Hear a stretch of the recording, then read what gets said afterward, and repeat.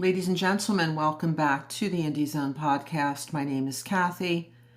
There has been a rather interesting development that the public is now made aware of regarding the state's witness list, which is due April 21st, may include.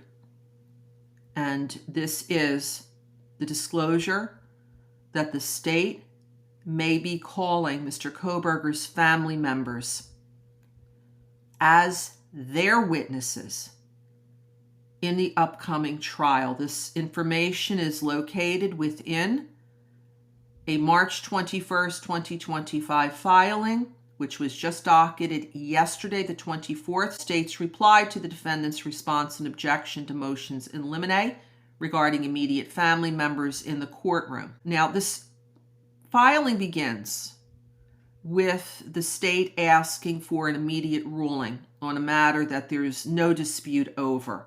The state is in agreement that immediate families should logically include step-parents and relatives by marriage.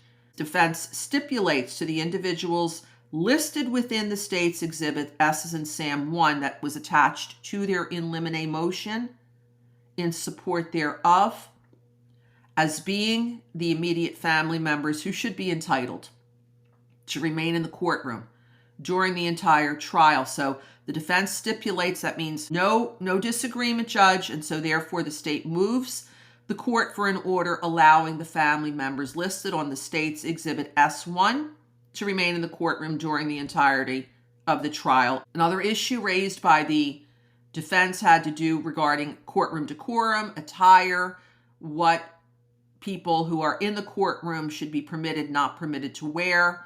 The state is just basically saying, Judge, you have the inherent authority to supervise what goes on in the courtroom, and they're going to leave that decision to the court.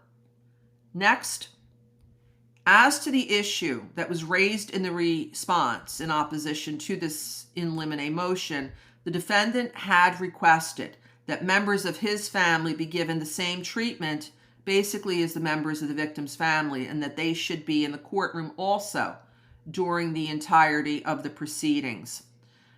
The state points out here that while immediate family members of victims have constitutional and statutory rights to attend the trial, there is no constitutional or statutory provision affording a defendant's family member the same rights as a victim's family member has.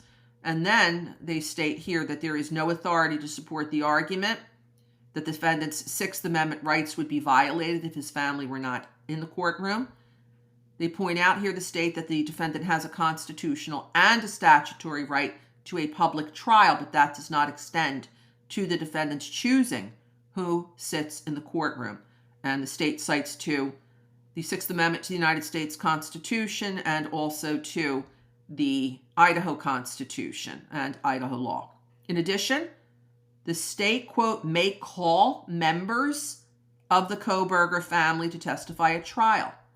Prior to the start of the trial, the state anticipates it will motion the court, or the court on its own accord will exclude generally testifying witnesses from the courtroom so that they cannot hear other witnesses' testimony. This is sometimes called invoking of the rule, where there is a hearing, where there's a trial, and you have a witness who's sitting in the courtroom who's able to hear what other people are saying, the argument of counsel, the rulings by the judge, and when they invoke the rule, that is to have anyone who is going to be testifying to leave until after they testify and are excused. So that's what the state is pointing out here, that the state will either raise that, or she anticipates, this is Ashley Jennings writing this, that the court, that's Judge Hippler, on his own initiative, will generally exclude the testifying witnesses. Now, she does point out that the parties did stipulate to, and the court entered an order allowing